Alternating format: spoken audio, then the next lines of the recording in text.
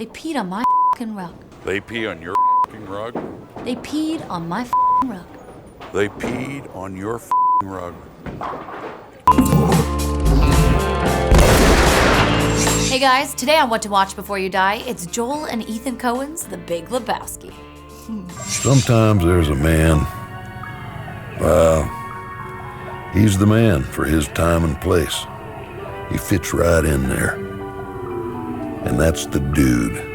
Loosely based on Raymond Chandler's The Big Sleep, it's an off-the-wall story about Lebowski, aka the Dude, an effortlessly cool deadbeat who ultimately just wants to get his rug back. Because, well, it tied the whole room together. What tied the room together, dude? My rug. Were you listening to the Dude's story, Donnie? Walter. Were you listening to the Dude's story? I was bowling. So you have no frame of reference here, Donnie. You're like a child who wanders into the middle of a movie and wants to know... Walter, what's the point, man? The Dude suddenly finds himself in the midst of mistaken identity, millionaire extortionist, feminist new wave artist, and nihilist. If only they'd just let him bowl. Here's why to watch. Is it being prepared to do the right thing? Whatever the cost. Isn't that what makes a man? Sure, that and a pair of testicles. No matter how many times I've seen it, I cannot not watch this movie whenever it's on.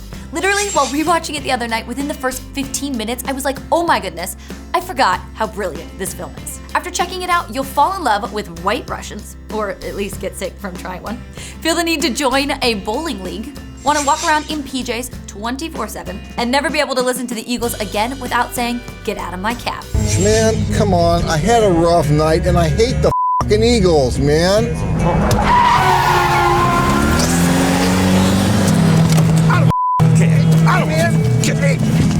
Along with Fargo and No Country for Old Men and Oh Brother, Where Art Thou? Lebowski is one of my all-time favorite Coen Brothers films. As in all of their films, it's the brothers' unbelievable attention to detail that turned The Big Lebowski into the cult classic that it is. Each character is so clearly defined, with bizarre idiosyncrasies that are both wacky and simultaneously humanizing. It's clear that while they're definitely out there, the Coen brothers truly love their characters, and watching the movie, you will too. You might even sympathize with the bad guys. The Big Lebowski keeps you guessing throughout the film. Am I watching a crime mystery, a black comedy, a surrealist commentary on society? From scene to scene, you'll never really know what's coming next, so get ready for a bumpy ride full of random twists and turns. Yeah, all right, man. I mean, there are a lot of facets to this, a lot of interested parties. The movie showcases what brilliant actors like Coen veterans John Goodman and Steve Buscemi, recent Oscar winner Julianne Moore, Philip Seymour Hoffman, David Huddleston, or John Tuturro can bring to even minor roles. Vagina. I always forget that Flea from the Red Hot Chili Peppers was one of the nihilists. You can buy a pancake.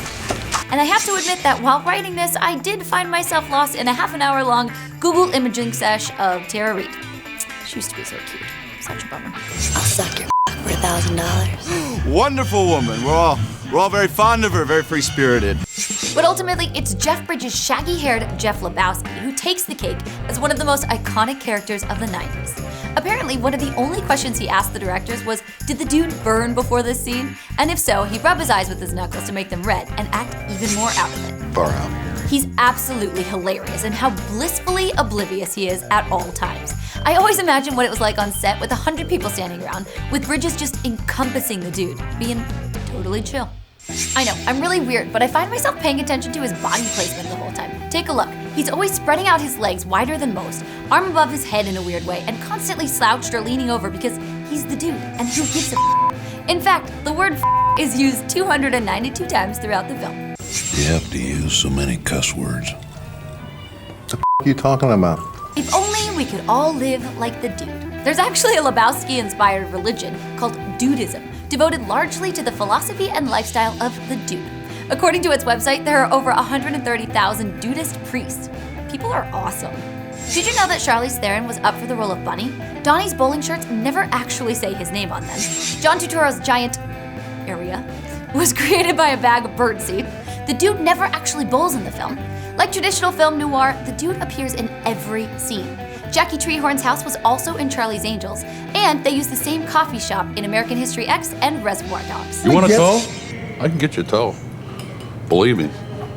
There are ways, dude. You don't want to know about it, believe me. Yeah, but Walter. Hell, I can get you towed by 3 o'clock this afternoon with nail polish. For more things you probably didn't know about The Big Lebowski, check out the link below. The movie actually is a cult classic, spawning Lebowski Fest, which started in Kentucky and has since been held in New York, Chicago, Seattle, Los Angeles, London, and Edinburgh. Has anyone been? Apparently, film promoter Jeff Dowd, upon whom the Dude's character was based, will be at the one happening in LA next weekend. Anyone going? The Big Lebowski was named the #1 stoner movie by Rolling Stone magazine. What do you guys think? Are you huge fans of Joel and Ethan Coen, or do you think that they're hit and miss? You ever hear of the Seattle 7? That was me. Subscribe to CineFix for more What to Watch Before You Die in conjunction with Sundance TV every Thursday. Follow me on Instagram @MacWall and #WhatToWatchBud to suggest more movies. I am not Mr. Lebowski. You're Mr. Lebowski. I'm the dude. So that's what you call me, you know? Cheers, guys. Jesus. You said it, man. Nobody with the Jesus.